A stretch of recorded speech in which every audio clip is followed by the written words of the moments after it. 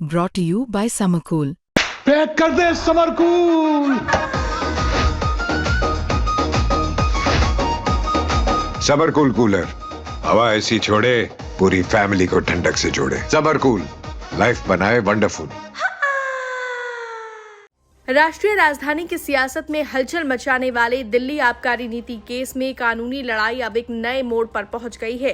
Delhi high court 9 मार्च को CBI की उस अपील पर सुनवाई करने जा रही है जिसमें ट्रायल कोर्ट के उस आदेश को चुनौती दी गई है जिसने अरविंद केजरीवाल, मनीष सिसोदिया और अन्य नेताओं को राहत दी थी। अब ये पूरा मामला क्या है, चलिए आपको विस्तार से समझाते हैं। पिछले शुक्रवार को राउज एवेन्यू कोर्ट के विशेष जज ने 598 पेज का डिस्चार्ज आदेश जारी किया था।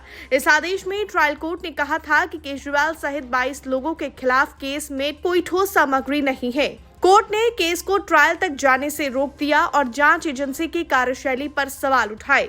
स्पेशल जज ने कहा कि बार बार सरकारी गवाह बनाना सच सामने लाने के बजाय नैरेटिव बनाने का जरिया बन सकता है। सीबीआई ने इस आदेश को स्पष्ट रूप से गैरकानूनी, गलत और त्रुटिपूर्ण बताते हुए हाईकोर्ट में याचिका दायर की है।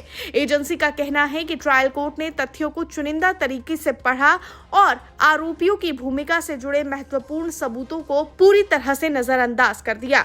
ये पूरा मामला एक बार फिर दिल्ली हाईकोर्ट की जस्टिस स्वर्ण कांता शर्मा की अदालत में है, जो पहले भी कई हाई प्रोफाइल मामलों में कड़े रुख के लिए चर्चा में रही हैं। उन्हीं में से एक है अरविंद केजरीवाल की गिरफ्तारी। अप्रैल 2024 जस्टिस स्वर्ण कांता शर्मा ने गिरफ्तारी को वैध करार देते हुए कहा था कि कानून आम नागरिकों और सत्ता में बैठे व्यक्तियों के लिए अलग नहीं हो सकता।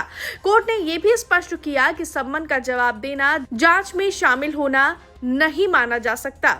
इसी के साथ मनीष सिसोदिया की जमानत मई 2024। कोर्ट ने उन्हें जमानत देने से इनकार करते हुए कहा था कि प्रथम दृष्टया वे उन आरोपों में दोषी नहीं हैं, ये साबित करने में विफल रहे हैं। साथ ही साक्ष्यों को नष्ट करने की साजिश का भी जिक्र किया।